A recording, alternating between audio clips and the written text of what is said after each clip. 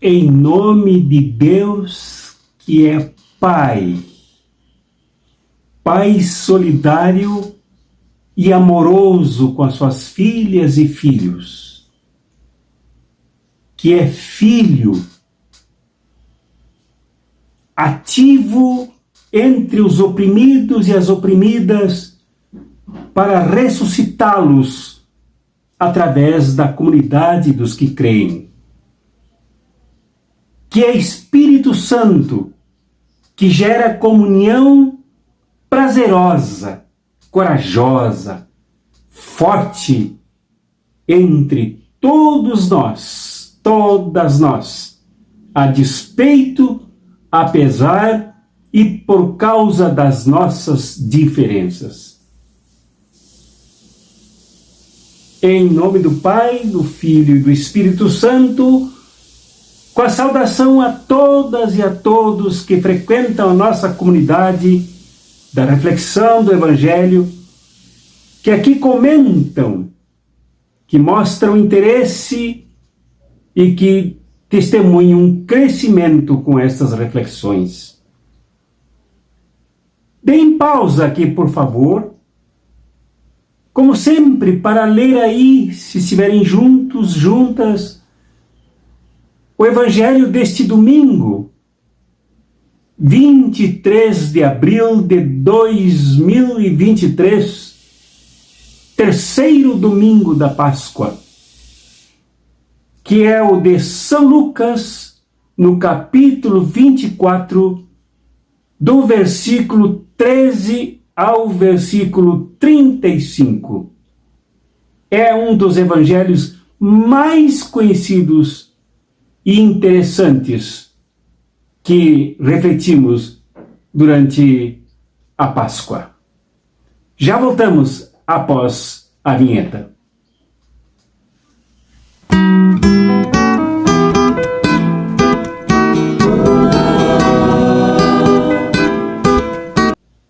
Este evangelho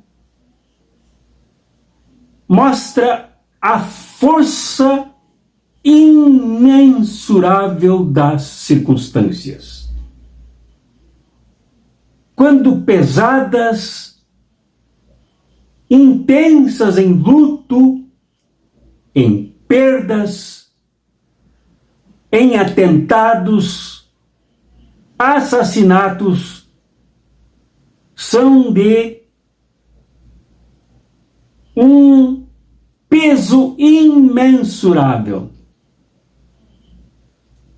As circunstâncias aqui vivenciadas por este casal no caminho de Emaús, como vocês leram, Cleófas e Maria, pois se trata de um casal, como nos informa o Evangelho de São João, capítulo 19, versículo 25, que demonstram o quanto se sentem obscurecidos, pesados, tristes, lamentosos, debaixo da circunstância. E eles mudam o calendário por causa da circunstância. Para eles, não é o domingo da Páscoa, mas é o terceiro dia da morte de Jesus. O que pesa para eles, o que lhes dobra e curva os ombros, é a morte. Tanto que quando um terceiro se junta no caminho que eles não reconhecem como Jesus, eles escrevem esse sofrimento todo. E chegam até meio que recriminar Jesus. Tu és o único passageiro que não sabes das últimas coisas que aconteceram em Jerusalém. Isto é, que os chefes dos saduceus, o chefe do sinédrio, dos sacerdotes, a serviço dos interesses de Roma, mataram Jesus. E a morte de Jesus é algo extremamente extremamente inaceitável, enlutador e extraviador para eles. Tanto que eles saem de Jerusalém. No domingo, quando podem caminhar cerca de 11 ou 12 quilômetros, coisa que não poderiam fazer sábado, porque a lei permitia que no máximo se caminhe 1 quilômetro, eles agora se extraviam e voltam para sua casa, ou tentam voltar. As circunstâncias mudam os sentimentos e obscurecem todas as soluções. Quando Jesus fala para eles que tudo que ele viveu, vivenciou, passou, pode ser encontrado como explicação nas Escrituras Sagradas do Antigo Testamento, dos profetas e dos Salmos. Mas eles, que eram judeus estudiosos da Sagrada Escritura, não entendiam nada, tudo fechado, tudo obscuro, cegos e surdos. As circunstâncias determinavam um outro rumo, o pior deles, para esse casal. As circunstâncias não permitiram nem sequer que eles reconhecessem Jesus. Viram apenas um peregrino ignorante que não sabia o que se passava em Jerusalém. As circunstâncias os determinou a mudarem de rumo na vida, voltarem para casa, deixarem de serem discípulos, afinal tudo deu em nada. Jesus já era. A circunstância os levou a desacreditar nas mulheres que contaram que viram o túmulo vazio. Machismo. E até mesmo, como eles contaram, alguns homens que foram ao túmulo e o viram vazio. Que importa isso se a circunstância diz que não?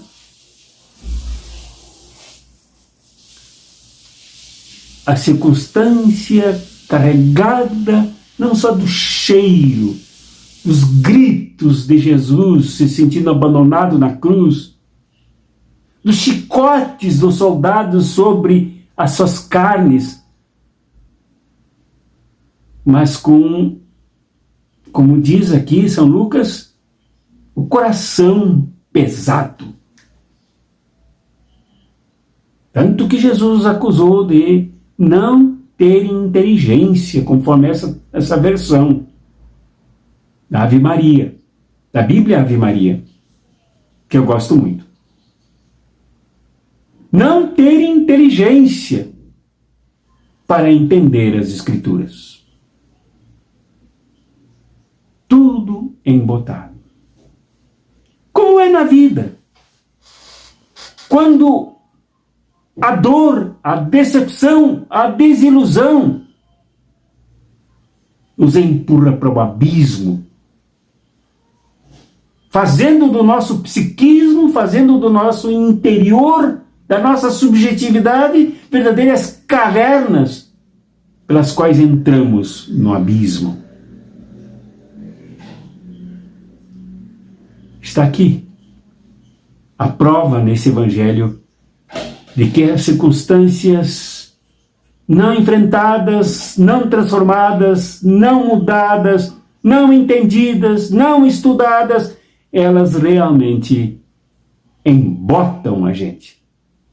Desbotam, no mínimo desbotam. Mas Jesus chega. Jesus é o terceiro parceiro desta viagem. Chega manso, sem bate-bocas, sem discussão, sem teorização, sem defesa de dogmas. E lhes faz perguntas. Caminha junto e lhes faz perguntas. E os ensina. E começa a mudar as circunstâncias pela companhia benfazeja, tranquila, serena, sobretudo do ressurreto, da ressurreição aí, ativa, presente e caminhante. Jesus começa a mudar a paisagem interna do seu casal de discípulos, Cleófas e Maria. E se dirigem para casa. Jesus sinaliza passar adiante, continuar o caminho. Quando Cleófas, tendo ao seu lado uma esposa calada, Lucas não registra uma só palavra de algum pronunciamento de Maria. Cleófas disse: a noite já vem, fica conosco. Quando ele adentrou a casa, sentou-se como um convidado, e eis o convite semita. O convite judaico para partilhar a mesa, partilhar a comida.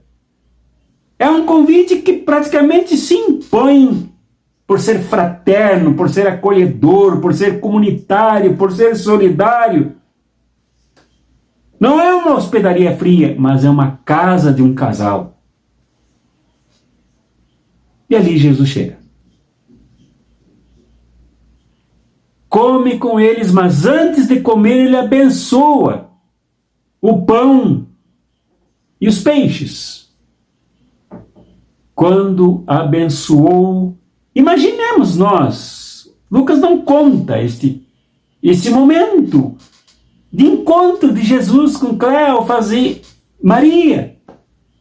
Mas imaginem que Jesus tenha pronunciado a bênção judaica na hora da refeição. A bênção costumeira, mas que Jesus desacostuma, dando a ela a riqueza que o próprio Jesus dispõe para dar. O que ele deveria ter dito? O olhar dele para o pão e o peixe. Ele que já repartira pães e peixes com as pessoas que passavam fome nas proximidades da Galileia, agora ele come peixe e pão com seus irmãos, sua irmã e seu irmão, casal de discípulos, discípula. Quando então eles percebem as mãos cravejadas, as mãos feridas, e Jesus, uma vez cumprida a sua missão pastoral, a sua missão curativa da dor desse casal, do desamparo espiritual desse casal, da fragmentação desse casal, da divisão desse casal que se afastava do projeto, se distanciava da sua comunidade para viver particularmente a sua vida e, quem sabe, a sua velha, batida e rotineira religiosidade. Jesus já os ressuscitara. Não precisa mais permanecer no ambiente. Não tem nenhuma muleta a oferecer e não quer oferecer. Desaparece. Quando então animados, eles se levantam, voltam para Jerusalém para se encontrar com a comunidade e dizer: nós vimos o Senhor, Ele ressuscitou. Eis a comunidade caseira de Emaús. Eis a comunidade que se reúne para entender a Sagrada Escritura, para entender o suporte da fé, para entender a dinâmica animadora da ressurreição. Agora integrada à comunidade dos discípulos e discípulas em Jerusalém.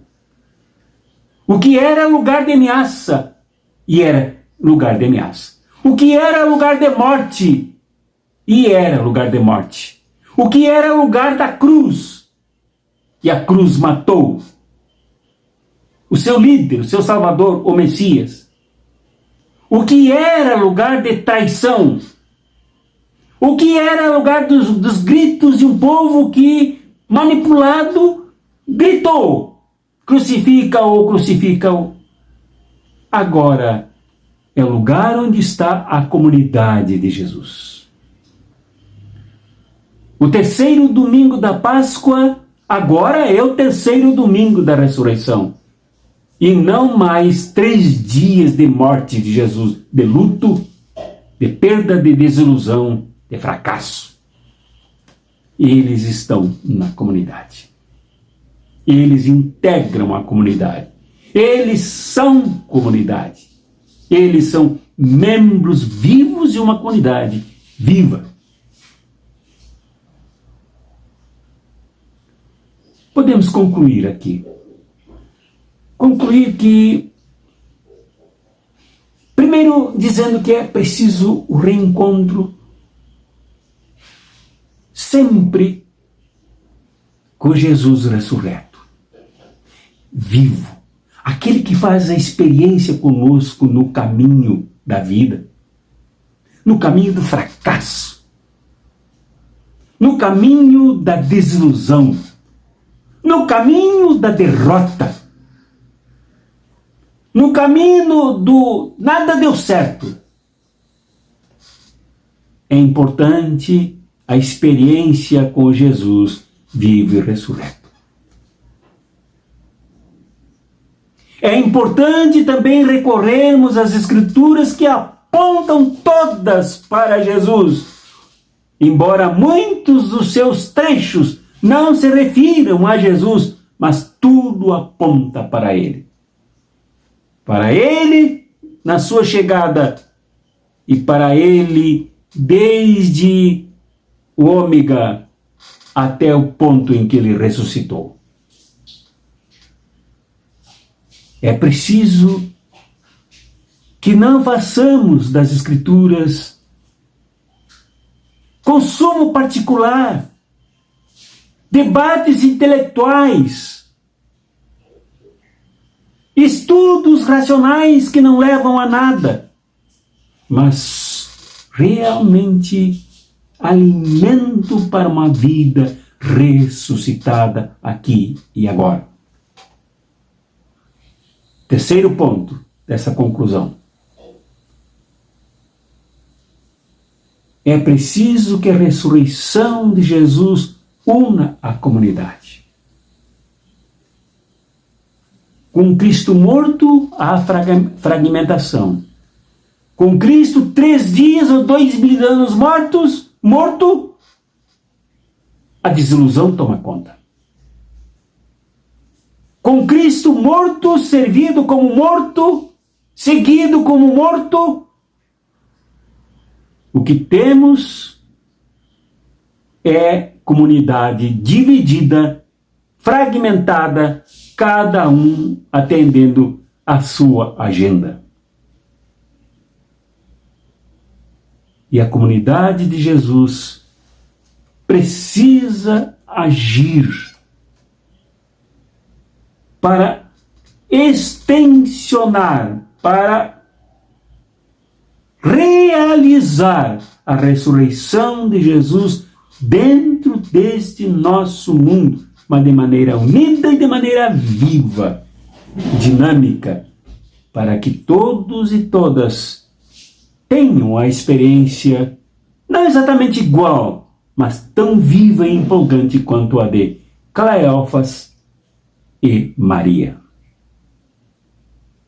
Somos convidados, meu irmão e minha irmã, a fazermos esta experiência do caminho de Emaús com Jesus vivo e ressurreto. De não aceitarmos nunca, jamais a vitória dos projetos da morte. De não aceitarmos nunca e jamais os projetos que enlutam, que fracassam e que destroem os sonhos de uma sociedade viva, alegre e ressuscitada. Este é o grande apelo desse terceiro domingo da Páscoa, para que ressuscitemos com Jesus, ressuscitando também a comunidade de fé, com Cleófas, Maria e os outros que os receberam em Jerusalém. Não importa o lugar, se for de morte. Não importa se for de ameaças.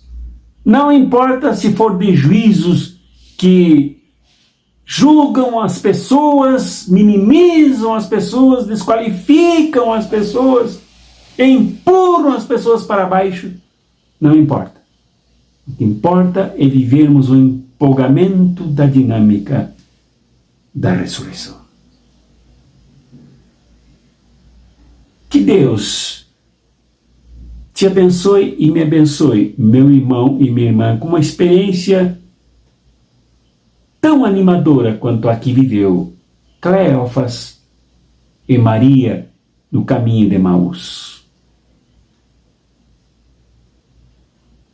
Que a experiência da partilha seja uma constante na tua vida e na minha vida. Saibamos compartilhar o pão. Saibamos compartilhar a nossa mesa. Saibamos acolher a compartilha que fazem conosco. Quando ali sempre está o Jesus vivo e ressurreto. Que o caminho de Emaús seja marcado para ti e para mim com os verbos: ele se aproximou, ele caminhou, ele perguntou, ele ouviu, ele entrou na casa e ficou com eles. Em nome do Pai, e do Filho, e do Espírito Santo. Amém.